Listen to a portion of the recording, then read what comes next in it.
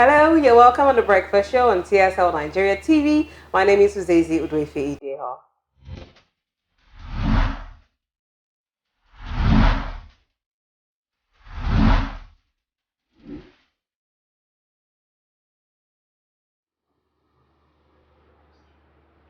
Welcome. Setting healthy boundaries at work must start early. For some people, it must start from the interview stage, or maybe before you even apply for the job. You do a background research to know exactly what the working environment is like. I think it's necessary you do so to actually teach your employer and co-workers how you want to be treated. The question is, does this apply in the Nigerian workspace? On the Breakfast Show today, we will be discussing office boundaries. My name is Faith Imai, and I am joined by my amazing co-hosts, Zazie and Adana. Good morning, ladies. Adana. Good morning. How are you doing today? Great, thank you. Okay, today we are talking office boundaries. It's quite broad, but we'll try as much as possible to manage the time we have to discuss this. Now, we see people who actually work in an environment where when they are done from work, say 5 p.m., 6 p.m., they get home and it's all complaints. Their neighbors will know how work went. I have this crazy co-worker. The person can never keep her hands to herself or his hands to himself. They're always touching my stuff or hugging me when I don't want to be hugged, or sharing their personal problems with me. I'm not a counselor, but you have not actually told this person, hey, look, I don't like this. This is how I want to be treated at work and I want it to stay that way. Do you think more Nigerian workers should be vocal about how they want to be treated in the work environment? I agree with you. I think everybody, not just in Nigeria alone, everybody should actually spell out how they want to be treated. There are persons who just like to keep to themselves, who don't want any relationship with anybody in the office. Like they just come, do their work and they leave, So if you're that kind of person, make it known. At the end of the day, you came to the office for work, right? And there are people who actually just extend hands of friendship to other people, but some are not like that. There's some who don't want you to touch their things, don't take their files, don't use their systems, just be on your own. If you're that kind of person, why not be able to say, this is it. If you don't want the treatment, then speak up. Speak up. Speak up. Exactly. I remember when I was way younger, while I was in school, I went for a holiday job somewhere and I was made the front desk officer. Okay. So ideally, I'm supposed to always be there, present when they have clients, customers. I'm supposed to be there to log the customers in before they go into the workplace. But I had the manager, she would always come and say, oh, Adana, please go get newspaper for the boss. We didn't get newspaper today. And then I'll have to leave that position and go on errands. I might be there for many minutes. And when I come back, we might have like 2-3 clients that are already inside the office and they didn't get to sign in their details before going in. But she say, oh, go do this, go do that. At the point, I was still very young then, but I was vocal enough to tell her, ma'am, I'm supposed to be the front desk officer. And then we're having clients coming in and going out and we're not even recording this. Please, we have an office assistant. Can you give her those jobs to do instead of me? Because you're interfering in my job description. I'm supposed to be at the front desk and do what I'm supposed to do. But when I'm on errands, I'm going to be questioned. You'll be queried. Yes, I'm going to be queried for this. And funny enough, the commissioner went to her. She was like, "Oh, she's really sorry about that. That she didn't think about that. Most times she had to explain that most times the office assistant is not available. But because I've spoken up about it, she will try as much as possible not to interfere in my duties. And it actually worked out well for me. But I don't know why people have the problem of being vocal. You feel, oh, you're going to be seen as being disrespectful, or you're trying to be lazy. I don't think it's laziness. Once it's interfering in your duties, be vocal about it. Do you think the reason why a lot of people, especially Nigerians, I'm using Nigerians because we are in Nigeria, do you think the reason why a lot of Nigerian workers are not vocal about, the space and the way they want to be treated in the workplace because they are desperate to keep the job? Because a lot of people would say, you need to take it to the salary is good. If your guy insults you from now to tomorrow, just swallow it because there are no jobs out there. I hear a lot of people talk like that. Do you think it's because there are no jobs out there or because we are trained to have this respect and endurance mentality? For me, I think it's self-worth. Okay, yeah, I think it's self-worth. I remember when I just got through NYSC, I got a job in the mall with a firm. I don't want to mention the name. Yeah. I got a job there and I was supposed to be the customer care relations officer. Okay. So my work was when people come, I log in their details, direct them to see whoever they want to see in the office, and ensure they're just really satisfied, yeah? So it got to a point that the boss there said we had to go out because the front desk was very big because you had traffic of people coming in, about 4 at the front desk. And she said it was now time for us to go outside and start calling in customers. And you're expected to dress corporate. So you're going to be on heels. And you're going to stand outside to call in customers. It's part of the job. But written and even oral description was that I was just going to attend to people. That's the role for a marketer. Exactly. So why not just spell it and say, marketers outside, customer care inside, and let's balance this thing. Lo and behold, you got to a point, I could not take it now. Everybody, she's a very fierce person. And when she's at the car park, somebody would definitely run to me, have to carry her bag and stuff like that. But I'm somebody's child too. Yeah. I mean, stuff I know my worth. So it got to a point. I had to, when we had the general meeting and her boss, that's the husband, came around. I told him, I said, sir, I can't stand outside anymore. Like, it's not, if at all you want us to just get us chairs outside. I knew I was not going to stay there for long because the work environment was too tight.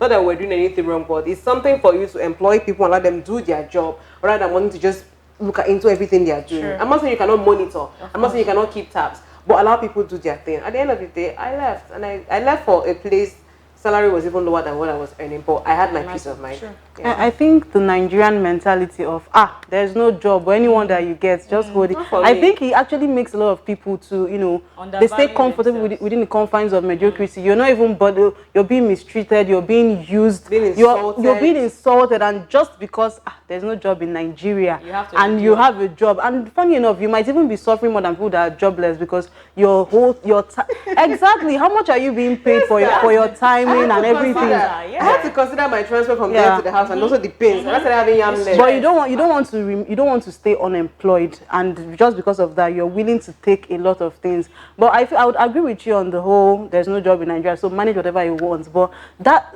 notwithstanding, I don't think because there is no job in the country, there is really nothing for you to do. You should condone a lot of things because you're going to be suffering in the long run. When you get home, you're tired, your legs are paining, you're sick. Exactly. So by the end of the month, if you're paid 30,000 naira, you have to settle hospital bills of over 18,000. Your transportation, your feeding, everything. So I don't think we should have to settle for less. And funny enough, that job where I was when I go through NYSC, I'll resume before 7. 7 was the time, so I have to be in the office before 7. Come down from I'll be before 7, and we close by 7:30. You can imagine a lot 7:30 in the evening. I'm probably sure. So when I go in, the sun is not out. When I come out, the sun is gone. Crazy stuff. Now let's talk about employers who expect employees to work extra hours outside the work hours. It happens a lot in Nigeria, and you do not get overtime for it. Now you're working in a company and you close at 5, and at 6:30 to 7 your boss calls you, hey, something just popped up, or we have this, that to do, and they expect you to respond immediately. And if you do not respond immediately, they say it's insubordination. And there is no overtime payment for working extra hours outside your normal work time. How do you think employers can actually handle this? Because I will not say the moment the office closes at 5, work stops at 5. It's possible that something can pop up. It's possible that a client that you've been talking to is replying a message, and this is a big one, and maybe it's like 7 p.m. at night, and you need to reach out to a certain staff who is handling the project. So for people who do not want to pay overtime, I think the solution to this matter is pay overtime. But some people do not want to pay overtime, but they'll tell you need to be passionate about the job.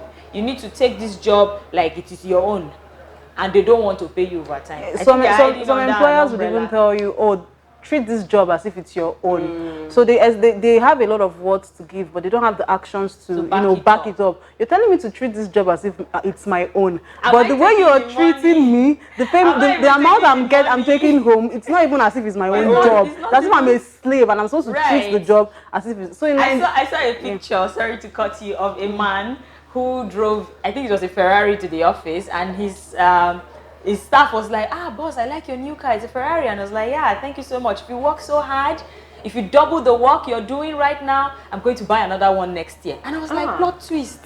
When I was reading it and I saw if you double the work you're doing, I thought I would see you would buy yours next year. Wow. The employer wrote, I'm going to buy another one. I was like, hey. Now I So see. there's something these people do. Most of the employers just want to stay up there.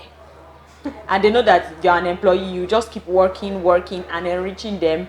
And maybe the day you want to be vocal about your The job bit that you're being description and say, disrespectful. maybe if that lady was not a reasonable person, the person you Yes. told about not wanting to do the office assistant job because you are the front desk officer, maybe she'll be like, if you don't like this job, a lot of people are just like that. If you don't, do you know how many people are out there that are willing to work for less pay? Sorry, We hear that funny a lot. enough, when I actually wanted to do that, I discussed with a colleague and she was like, Don't this try one it is too. not reasonable. Oh. You're just there for a few months now, just manage You it. can But what she imagine. said now, the fact that I was vocal enough, she actually, corrected herself and it didn't happen So again. I think we should learn how, like Ozedi said, we learn how to speak up Speak more up. as employees. And coming to your question, yeah, sometimes it happens that maybe there's a client, like you rightly said, who the office has been trying to get, and it just happened that the guy said, okay, I'm just passing through your town now. Can we have dinner and discuss about business? And maybe the boss is not in town, and maybe take for instance, is a man, he just got through the traffic, just got home and stuff like that. I think what the boss should do is actually tell whoever the business person and the person who have the transaction is, okay, let me find out if it's convenient for my staff to come out. They just close. Don't make it feel like You're if in you do it, or die. yeah, Do you understand? you're Don't make desperate. it, don't make it feel like, oh, if you don't go, I'm going to lose this client. No, and because at the end of this person is a human being too. Yes. He has gone through the hassle of the day, Yes. gone through traffic. So please plead with your employers and say, is it possible for you to go back, see what has happened, and let the person respond if he's willing. Yes, if not, then Exactly. I- So, yeah, okay. sorry, all right, sorry. go ahead. Another angle that actually pinches me, I think it's personal space. I'm Exactly. someone, I enjoy my space a lot. Do not intrude, because I would never intrude into yours. Now this so point, do not intrude. this point Yeah. is not just for employers. It's for co-workers right And now. I think Yeah, it's even because more of co-workers. That's where we Because actually I've headed. had someone come and say, oh, I like this your gown. No. Come, turn now, let me see. This your glasses is so fine. Let me see, remove it. And the way I actually said, I was expecting them to, no, why would I want to remove my personal belonging and give it to try it on? We're not even so close. Right. But a lot of people don't even know that, oh, people enjoy their personal space, so do not See, intrude. people don't know how to respect boundaries. Exactly. Especially the workforce, the workspace in Nigeria. People don't know how to How respect to. boundaries. You know, you can be Is it eating because there are something- no set out We are rules? no Nigerians generally, we are communal people. Yeah, we are communal people. We are communal people. and So I think a lot of people no set extend out it. rules too. I think people extend it into the workplace. Workplace. Take for instance, you might be eating and your colleague could just walk by and put hand inside the food And you're take your eating and meat. just eat. Do you understand? Happens You get- a lot. People do that a lot. Yes. You say, I feel get that drink for free. Then give me when you can I don't drink out. People do that a lot. So I think one, if you're that kind of person who does not enjoy stuff like that, and you wouldn't do it to somebody, just make them know in the office that see, I don't take Yes. this, so that we just respect. People don't ourselves. actually accept your opinion wholeheartedly. No, There they will. there will be a lot of negativity. It doesn't matter. it's up to You start It's seeing their side business. comments of no touch am, that one get wahala. No, true, Don't yes. do this, I that get one. wahala. And before you know it, there's a clique in the office against you just because you want no your own problem. personal But the space. wahala. clip- the clip will not affect No my wahala. productivity and my salary. would it? Exactly. Yeah. If I tell you don't touch my stuff and you have a problem with it, that is your business. It's my stuff. The most important thing is the job that we are here to do. If it's not going to affect the job, it's fine. You know, okay, a lot of people working, especially in Nigeria, I keep saying, especially in Nigeria, just assume that because we are colleagues, we should be friends. I'm not saying you cannot find friends in the office space. It's possible for you to make friends in the Yeah. office environment, but it's not compulsory. That But a will lot not of be people friends. just feel, okay, because we are colleagues, we should, when we they hang out now, make we No. go chop fish. And I'm like, And when you decline If you the decline, invitation, you're you're like, like, this one, what's this Wow. one feeling What's like? one So it's something that we need to, I like that we are talking about it right now. Okay, let's also talk about, we are going back to the employers. Not like we are bashing employers. So, you guys, we hear that. Okay, so let's go back to the employers. Some people own companies and they don't have set down rules, like Adana said. And you come into this company and you discover that it's very toxic. It's not even just coming from the co-workers, it's coming from the head. So I usually advise people who job seekers to do like a background check, no matter how lean, no matter how thin it is. Just get a little information about this place that you're getting into, because if you're going to be doing a 9 to 5 job in a place, you're spending almost all your lifetime And your there sanity is if you needed. calculate it. So you don't need to be in a toxic place. You don't need to be in a place that when you're done from work, you're like, oh, thank God I'm done for today. I know we all feel that way when we are exhausted, but there's a feeling when you want to stay longer. It's past your work time, but you're not in a hurry to leave, not because of anything, but it still feels like home. So I still advise people to do background checks. I've seen situations where people go to work for occultists. What do they call those people? Occult people.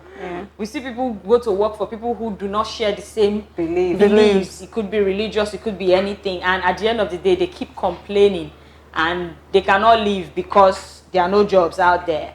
So do you think it's necessary for job seekers to do background checks on companies they intend to apply to, or they just jump in and God will take charge? Faith, like you've rightly said, I just think Nigerians should just remove this mentality of there are no jobs, there are no jobs, there are no jobs.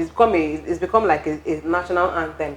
There are no jobs, because there are no jobs. When you go to an environment, so you want they to will dive in into they are ready to use everything. you because there are no jobs. Yeah, it's fallbacks on that self-worth thing. Like, before you get employed, I just feel like it's necessary you ask one or two persons how the office be, who is the boss. Before I work, I said I'm working. I snooped through the boss's profile.